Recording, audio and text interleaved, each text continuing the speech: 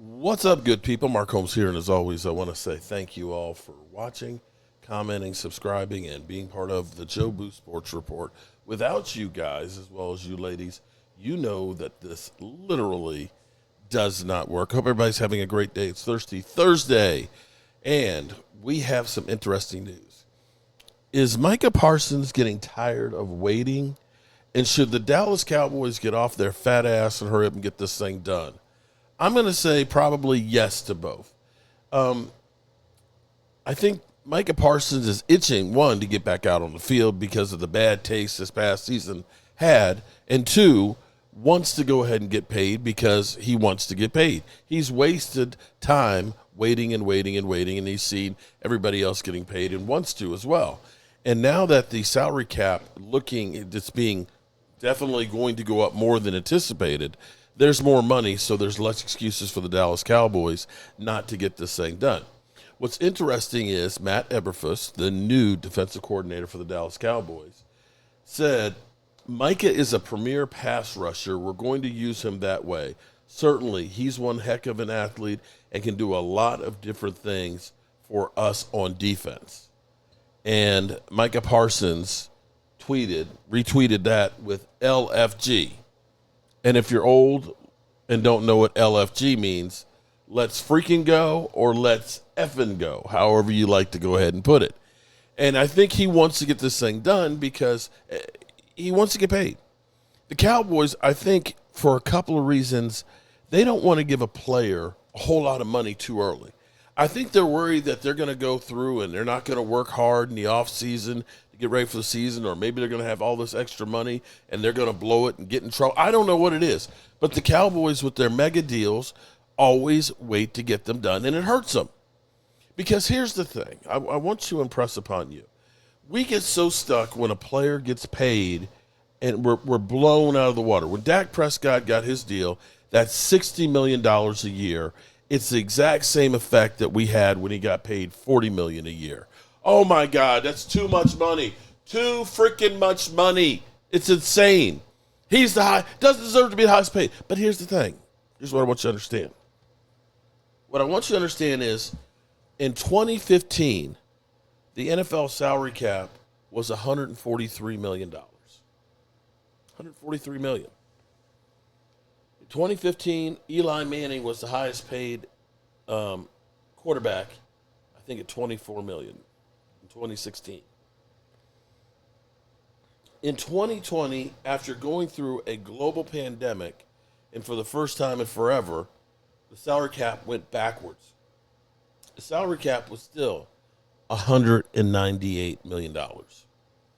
And here we are, 5 years from that, and we're looking at $80+ million increase in the salary cap.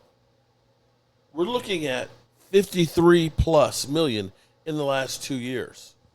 And with the NFL finding all kinds of new revenue sources of Netflix and Paramount TV and who knows who else it's going to be. It'll probably be on the Disney Channel if it's not. Oh, it already is. That's ESPN, isn't it? So it's already on Disney. They're finding more and more ways to get more money out of us. So that salary cap is going to continue to go up. Now, here's the thing. The best thing they could do right now, today, pay Micah Parsons $37 million. Get it done. Today. Right now. Do it. Make him the highest paid. Make him feel great about himself. Make him look and say, we family. Because here's the reality of it. One, you're going to have more money than they thought they were going to get because they were thinking it was going to be 265 to 275 possibly, but it's going to be at least a couple million more than that. And by the work of all kinds of great people, the first one I will say who did it was Jeff Kavanaugh, followed by Mike Fisher. And by now, everybody has talked about how we can easily go through. And I can point out this. This is a simplistic way of going through and figuring out how we get to that number. This is over the cap. Really simple. You can do this. Over the cap. Right now, it's not updated completely yet, but if you go to the site, what you have is this is the Dallas Cowboys on over the cap. This is 2025. The great thing is you can take this all the way out to 2030, in which case you can actually see in 2032 there's still voidable years for Dak Prescott and CeeDee Lamb for you to put money, as well as 2031, as well as 2030 and 2029. And you can see already in 2029 they have money that's accounted for the Dallas Cowboys, Dak Prescott and CeeDee Lamb. And you can look in here and see all these voidable years. It is an incredible tool. But here's the thing. Here's the thing I want you to understand right now. When we look at 2028, 3 years, actually, let's say 29. That's 4 years from now. 4 years from now, at the current attrition rate, the salary cap will probably be up another $100 million. It's conceivable, okay? So in 2028, when the salary cap is approaching $400 million, how much is $23 million in the grand scheme of things? Not as much as it is in 2025. Yes, that number looks huge right now, but because of the price going up, it is actually chump change. So you want to sign guys now in today's prices and actually pay for them with tomorrow's money. I'll give you a great example of this. Here in Waynesboro, there are several Sears kit houses. Sears and Roebuck sold houses. They literally had pre-cut houses.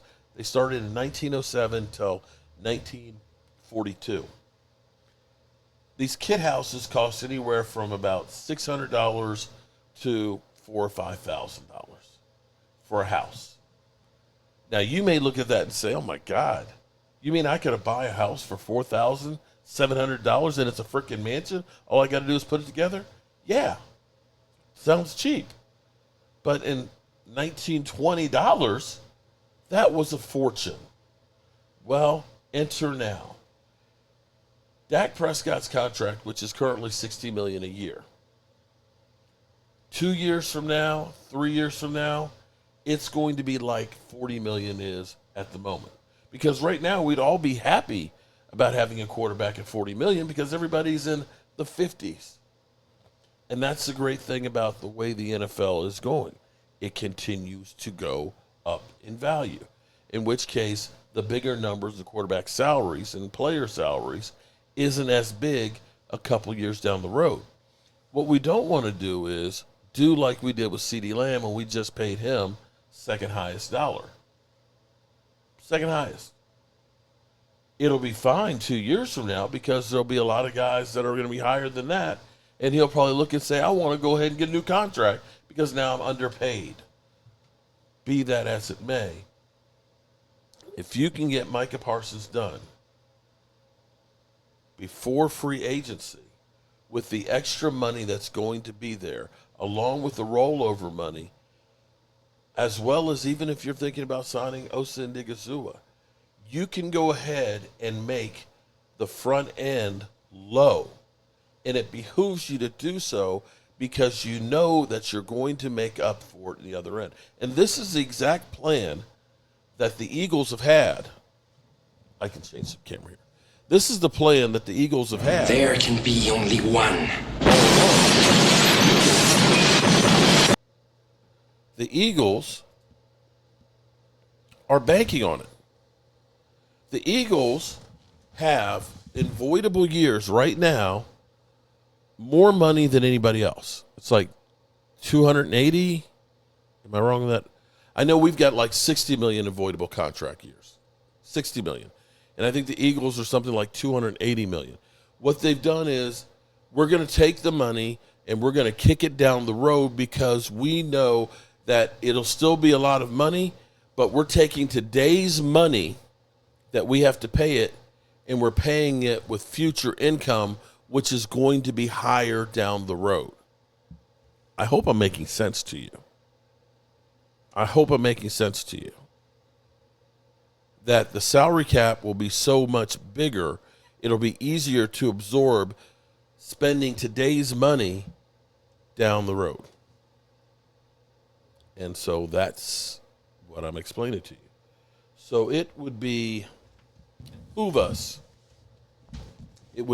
us to get Micah Parsons done right now, even if it ends up being a high number, before everybody else starts getting theirs, and get ourselves some cap relief, because you can make that first year so much lower.